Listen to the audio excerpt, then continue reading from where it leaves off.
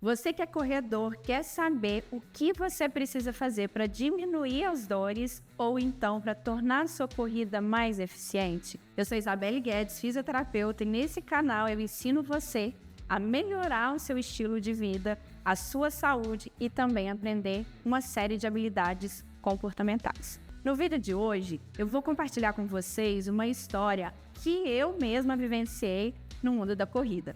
Eu comecei a correr nesse ano, isso foi um grande desafio. Num outro vídeo eu vou explicar todo esse processo desse desafio, mas recentemente eu passei por uma lesão na região do quadril esquerdo, o que me afastou da corrida e que também limitou o meu avanço nessa prática esportiva. Eu já participei de algumas provas e a última prova que eu participei, de 10 quilômetros, eu fiz a prova inteira sentindo dor nessa lesão, porque eu estava me recuperando, eu estava nesse processo de recuperação. E aí, gente, o que a gente faz quando a gente se envolve na corrida, que é um esporte viciante, que você quer cada vez mais praticar, performar? E eu tenho certeza que aqui tem um monte de corredor iniciante que está pesquisando várias coisas na internet para aprender mais sobre a corrida. O que a gente deve fazer? Primeira coisa, você precisa passar por uma avaliação profissional. Por quê? O que é mais frequente de acontecer com os corredores são lesões. Lesões que causam dor e que afastam esses corredores dessa prática esportiva. E essa avaliação não é uma avaliação simples, uma avaliação qualquer. Hoje a gente vai mostrar para vocês quais são os recursos mais avançados que existem para avaliar o movimento da corrida. Avaliar a força muscular, avaliar o impacto, a amplitude de movimento, o movimento das articulações que são utilizadas durante a corrida e, a partir dessa avaliação, determinar o que deve ser feito para que o corredor previna ou trate as lesões que surgirem. E com isso não tem dor, com isso você continua praticando o seu esporte preferido.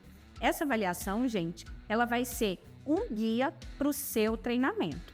Seja ele o treinamento de corrida específico, que são as planilhas que provavelmente você faz, e também o treinamento de fortalecimento, que é aquele trabalho que você precisa fazer para ganhar força nos músculos ou então para ganhar mobilidade das suas articulações. Então fica nesse vídeo para vocês acompanharem esse processo de avaliação e como ela pode ser importante para você que também é corredor.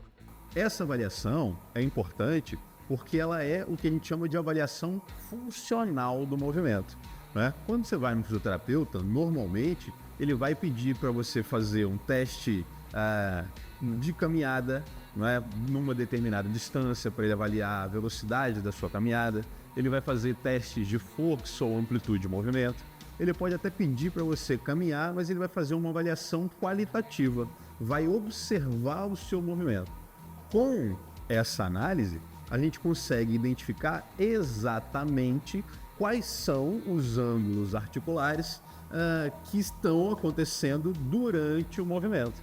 Então, movimentos que às vezes acontecem de maneira muito sutil, né, com 3, 5, 7 graus de amplitude de movimento, durante uma fração de segundos, né? Então, durante a corrida, a gente tem movimentos, por exemplo, com 5 graus de amplitude e que acontecem durante 100 ou até menos, né, 50 milissegundos, que é basicamente, gente, 5% de um segundo inteiro.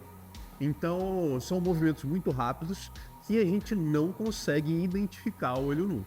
O objetivo, pessoal, é que a gente consiga reproduzir exatamente a movimentação da Isabelle no computador com a precisão muito grande. Pra vocês terem ideia, a precisão é menor do que 1 grau e a gente vai analisar essas informações tentando encontrar as fontes de sobrecarga tecidual.